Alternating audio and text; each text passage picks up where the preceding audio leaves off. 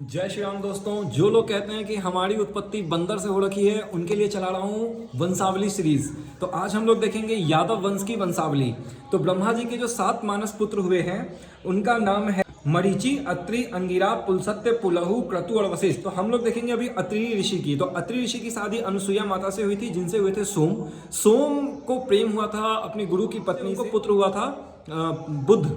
ठीक है, उनसे उनको पुत्र हुआ बुध। तो फिर बुध से वे पुरुरवा, पुरुरवा से वे आयु, आयु से वे नहुस, और नहुस से ययाति का जन्म हुआ, और फिर ययाति से यदु वंश का प्रादुर्भाव हुआ। ठीक है, यदु वंश के बारे में लिखा गया है कि यदु के वंश में यादव नाम से प्रसिद्ध क्षत्रिय हुए। यदु के वंश में यादव नाम से प्रसिद्ध क्षत्रिय हुए, और उन सब में भगवान वासुदेव सर्वश्रेष्ठ थे। ये प्रत्यक्ष लिखा हुआ है हमारे अग्नि पुराण में, आप देख सकते हैं। तो यदु वंश में यादव नाम से प्रसिद्ध क्षत्रिय हुए। ये भक्तमाल से आएगा। तो जो राजा ययाति थे वो राजा नहुस के पुत्र थे। ठीक है, तो राजा नहुस के यति, ययाति, संयाति, अयाति, वियति और कृति नामक 6 महाबली विक्रमशाली पुत्र हुए। यति ने राज्य की इच्छा नहीं की, इसीलिए ययाति का ही वंश आगे बढ़ा और ययाति ही राजा बने। तो ययाति ने शुक्राचार्य की बेटी देवयानी से शादी करी।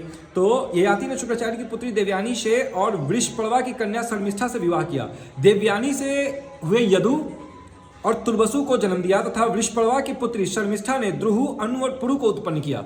ययाति जो थे वो अपने ससुर शुक्राचार्य जी के श्राप से उनको वृद्धावस्था ने बहुत जल्दी घेर लिया था।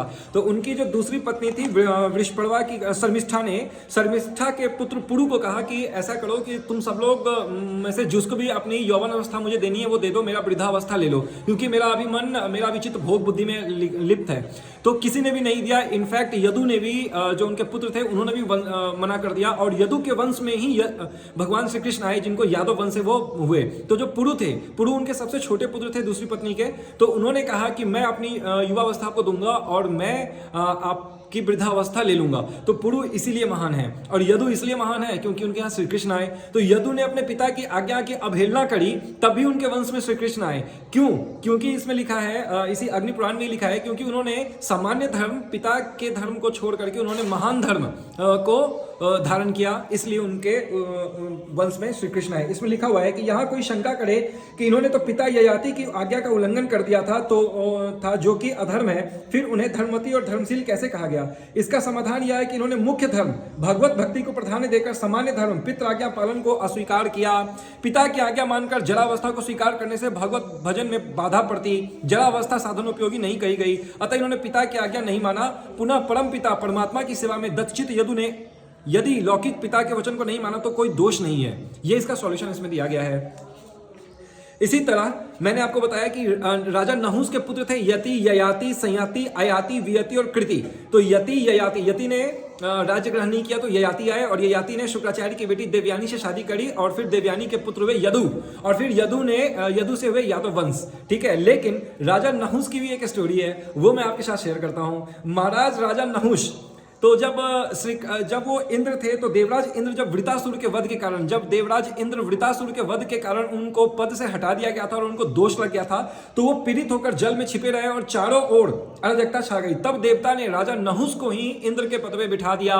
तो राजा नहुस को इंद्र की पत्नी शची, नहुस ने एक दिन इंद्राणी को देखा और चित्त उनका दूषित हो गया। उनका नाम था शची देवी। ठीक है, इंद्र की पत्नी शची देवी था। तो एक दिन राजा नहुस ने इंद्र की पत्नी शची को देखा और उनका मन दूषित हो गया। उन्होंने शची को कहा कि मुझसे तुरंत मिले आकर। तो शची गई इंद्र के पास, जैसे भी पता लगाकर इंद्र के पास वो जल में छुपे हुए थे। तो इंद्र ने कहा कि बात सुनो, उसको बोलो कि हाँ मैं मिलने आऊंगी, लेकिन आप पहले पालकी भेजिए जो ऋषियों के द्वारा चलित हो, जो जिसको ढोकर ऋषि लेके आवे और ऋषि ही लेकर जावे। तो नहुस तुरंत मान गए, क्योंकि जब पुरुष कामांध हो जाता है तो उसका चित्त पहले ही मारा जाता है, सद्बुद्धि मारा जाता है, तो मैं भुक्तभोगी हूं। तो राजा नहुस ने कह दिया कि हाँ ठीक है, मैं पालकी भेजता हूं, और उस पालकी को जो है सो ऋषियों के द्वारा ढुलवा के भेजता हूं। तो राजा नहुस उस पर बैठ के और पालकी पे बैठ के चले। उनके यहाँ तो जो ऋषि थे वो, उनको पालकी ढोने की आदत नहीं थी, तो वो कह रहे थे ऋषियों को कि जल्दी चलो जल्दी चलो, सर्प सर्प जल्दी चलो जल्दी चलो। तो उसी में उन्होंने क्या किया कि वशिष्ठ जी को, शायद है ना, अगस्त जी के सिर पर इंद्र ने लात मार दी। तो अगस्त ऋषि के सिर पर जब लात मार दी नहुष ने कि जल्दी चलो बोलकर, तो श्री अगस्त जी ने उनको श्राप दे दिया कि नहुष, जिस तरह तू कामातुर होकर के बुद्धि शून्य हो गया है, उसी तरह तू जाके अजगर बन के पृथ्वी पर पड़ा रहे। तो फिर राजा नहुष का भूत उतर गया और उसने बड़ी क्षमा मांगी। तो उन्होंने कहा कि जब युधिष्ठिर आएंगे तभी तुम्हारा उद्धार होगा। तो युधिष्ठिर ने उनका उद्धार किया। तो ये थी राजा नहुष जी की स्टोरी। और फिर राजा नहुष जी की जैसे मैंने पहले कहा था, तो फिर उनकी शादी हुई और फिर उनसे हुए यति, ययाति, संयाति, अयाति, वियति और कृति नामक 6 महाबली बल विक्रमशाली पुत्र हुए। फिर यति ने राज्य की इच्छा नहीं की, इसलिए ययाति ही राजा हुए। ययाति ने शुक्राचार्य की बेटी देवयानी से शादी करी और उनके वंश में आए यदु, और यदु से ही यादव वंश जो कि क्षत्रिय वंश में कहलाए, तो वो यादव वंश हुए। ये था यदु वंश का पूर्ण विवरण, जो कि मैंने भक्तमाल और अग्नि पुराण दोनों से जोड़कर आपको सुनाया है। हर हर महादेव, है ग्रीव भगवान की जय।